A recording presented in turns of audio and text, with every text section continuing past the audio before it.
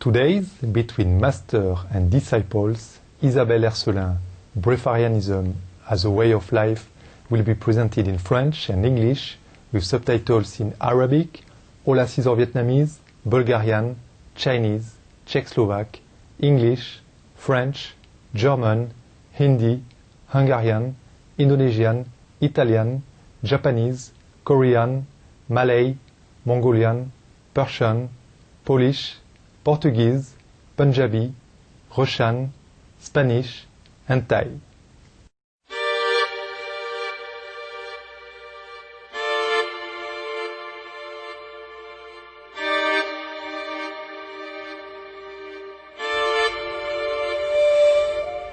Dans les Écritures, le corps humain est souvent appelé le temple de Dieu. C'est vraiment un rare privilège pour une âme que d'atteindre cette demeure sacrée qui abrite le divin, car c'est une vraie bénédiction que de renaître en tant qu'être humain. À plusieurs reprises, le maître suprême Ching Hai a parlé de la rareté de ce phénomène. To be reincarnate in the human world is hard. You have to have enough human quality. You have to have affinity with the parents, yeah, and with the society, with the people around which you were born. And very difficult. To be a human, you need some merit. You have done something good in the past in order to be able, yeah, to be able to pick a human birth. En tant que temple vivant de Dieu, le corps humain est entièrement équipé de merveilles miraculeuses qui peuvent être éveillées chez ceux qui sont spirituellement conscients et ont une foi totale dans le Créateur de toute vie. Inédia, jeûner en latin, est la capacité humaine à vivre sans nourriture. Depuis des temps immémoriaux, il y a toujours eu des personnes qui ont pu se nourrir de prana ou force vitale.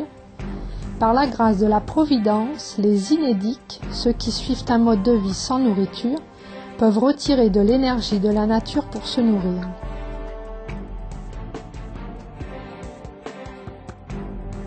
They live on the chi, from the ground, or from the forest, and from the sun and from the air. They make use of all that. Or they live on love, on faith alone. Ces personnes sont connues sous le nom de respiriens, pranariens ou inédistes, de solariens ou aquariens. Ils viennent de tous les horizons, toutes les cultures et des quatre coins du monde.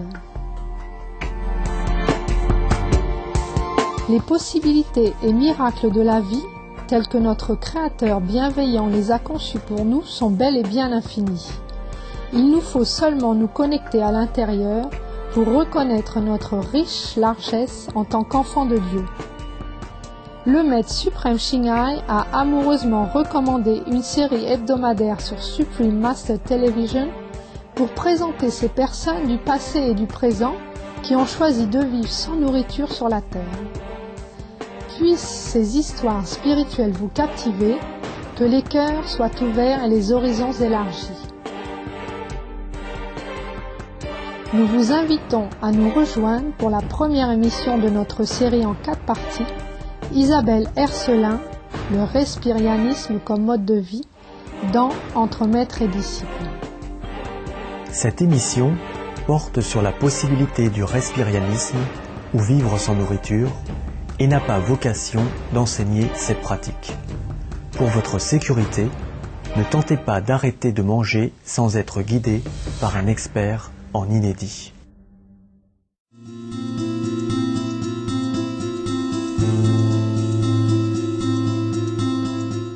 Depuis un an, Isabelle Hercelin a renoncé à la nourriture physique et vit comme une respirienne. Sans nourriture, qu'est-ce qui la nourrit et fait qu'elle reste si jeune et dynamique?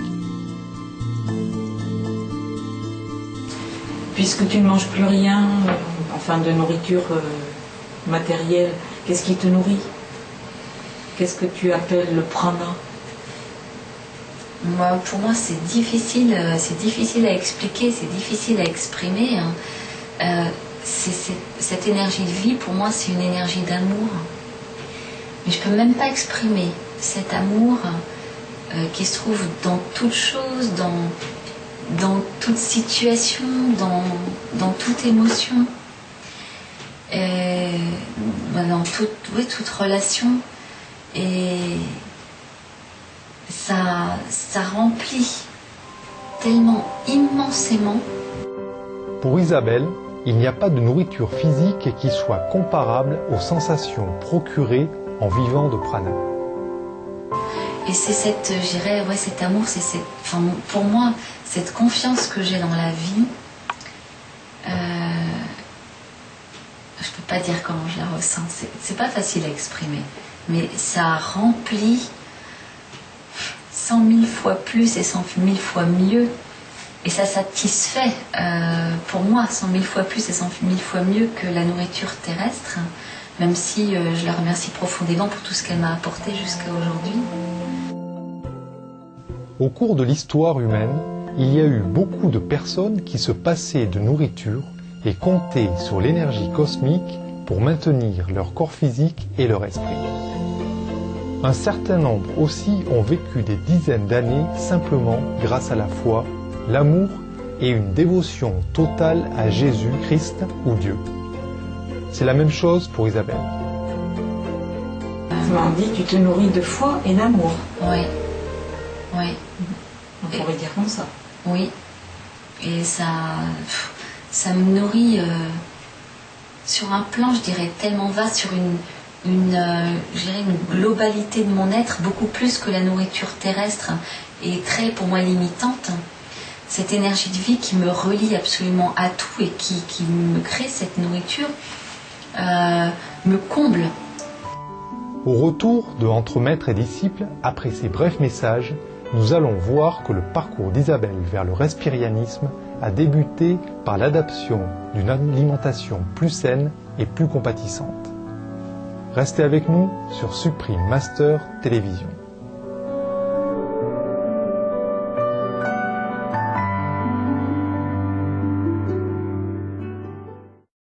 Cette émission porte sur la possibilité du respirianisme ou vivre sans nourriture et n'a pas vocation d'enseigner cette pratique.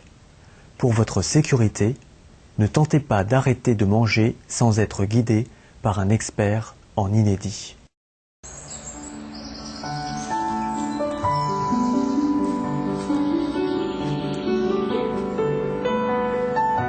De retour dans Entre Maître et Disciple sur Supreme Master Télévision.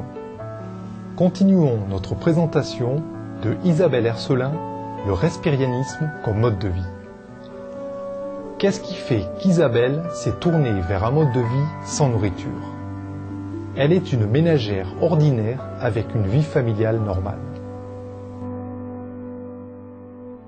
Je suis née à Paris, j'ai 2 frères et je suis venue vivre en Bretagne, dans la région de Vannes, vers 10 ans. Et à 17 ans, j'ai quitté le nid familial pour vivre avec mon mari et qui a été aussi donc le père de notre enfant Maëva. Et je suis aussi grand-mère d'une petite fille qui s'appelle Lola depuis quelques mois. Depuis son enfance, toutefois, Isabelle a eu une expérience unique avec la nourriture. Tout a démarré dès ma naissance. Quand je suis née, on était à la période, je pense, de la libération de la femme. Et j'ai donc été nourrie au biberon, au lait maternisé, et ça ne m'a pas convenu du tout. Mes parents ne savaient pas quoi me donner d'autre, et ils n'étaient pas au courant de ce qui pouvait exister autrement. Alors j'ai été nourrie au biberon et passée le plus rapidement possible à la nourriture solide. Tant bien que mal. Outre les défis posés par le lait maternisé, Isabelle est née avec une préférence pour les aliments à base de végétaux, le régime que tous les enfants préfèrent naturellement. Et cette nourriture solide ne m'a pas convenu non plus parce que je pense que je suis née sans aimer ni la viande, ni le poisson, ni le lait, ni les laitages. Donc c'est vrai que pour mes parents comme pour moi, ça a été, je dirais, une période pas facile, ces repas. Je restais des heures devant l'assiette et ce qui n'était pas mangé était mis au frigo pour être servi le soir, voire le lendemain. Et ça a été comme ça pratiquement jusqu'à mes 17 ans. J'ai commencé un petit peu à bougonner vers 15 ans. Le maître suprême Chingai a souvent dit que depuis leur naissance, les enfants ont une inclinaison inhérente pour le végétarisme, régime alimentaire pourvu de toutes les vitamines et minéraux. Cependant, en raison de la désinformation au sujet du soi-disant apport nutritionnel des aliments carnés, les parents les forcent souvent à manger de la viande au détriment de la santé des enfants. When a child was born, many of them reject meat, but we force them down, and then after a while they eat meat like naturally. Many children don't want meat at all. It happens, and they strongly resist it.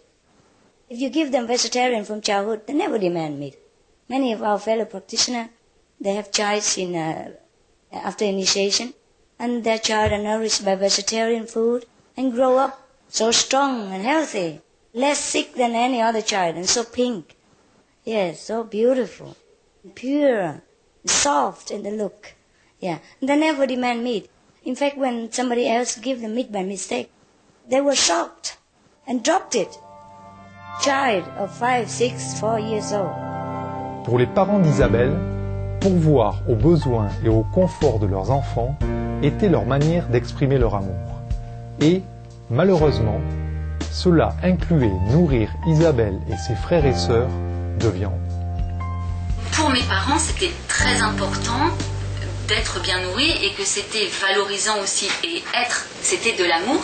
Alors vous allez vous y retrouver, certains d'entre vous certainement. C'était aussi, c'est donner de l'amour à ses enfants que de pouvoir apporter un morceau de viande tous les jours sur la table, du poisson et un repas équilibré. Donc pour eux, c'était ça qui était important. Donc ils ont été très vigilants et attentifs à ce qu'on soit nourri 3 fois par jour, de façon, ce qu'ils considéraient être équilibré, ce qui était considéré aussi, je veux dire, dans la société, être un équilibre. Heureusement, dans son adolescence, Isabelle trouve la volonté de dire non à cette diète carnée dangereuse. J'ai été quelqu'un de très discipliné et donc j'ai commencé vraiment à dire stop à toute cette nourriture que je n'aimais pas à peu près vers 15-16 ans, sans savoir par quoi remplacer ce que je n'aimais pas. Donc je me suis nourrie tout de même, mais pas par plaisir pendant toutes ces années. Grâce à une rencontre fortuite, Isabelle a découvert une alimentation sans produits animaux, meilleure et plus saine. Et, pour la première fois de sa vie, elle a apprécié le simple plaisir de manger de la nourriture. Et donc quand j'ai quitté l'unifamilial, là j'ai eu le bonheur de rencontrer une dame dans un magasin qui tenait un magasin diététique et biologique. Et là j'ai appris en fait qu'existait une autre nourriture qui était pour moi beaucoup plus saine et beaucoup plus agréable, et qu'on appelle végétarienne principalement. Et c'est là que j'ai découvert d'ailleurs que pas de viande, pas de poisson, pas de laitage correspondait à une nourriture qu'on dit végétarienne ou végétalienne. Et là, j'ai commencé vraiment à me nourrir avec grand plaisir. Qu'est-ce qui a conduit Isabelle à renoncer complètement à la nourriture et à ne vivre que de prana? Retrouvez-nous dimanche prochain pour la deuxième partie de Isabelle Hercelin, le respirianisme comme mode de vie.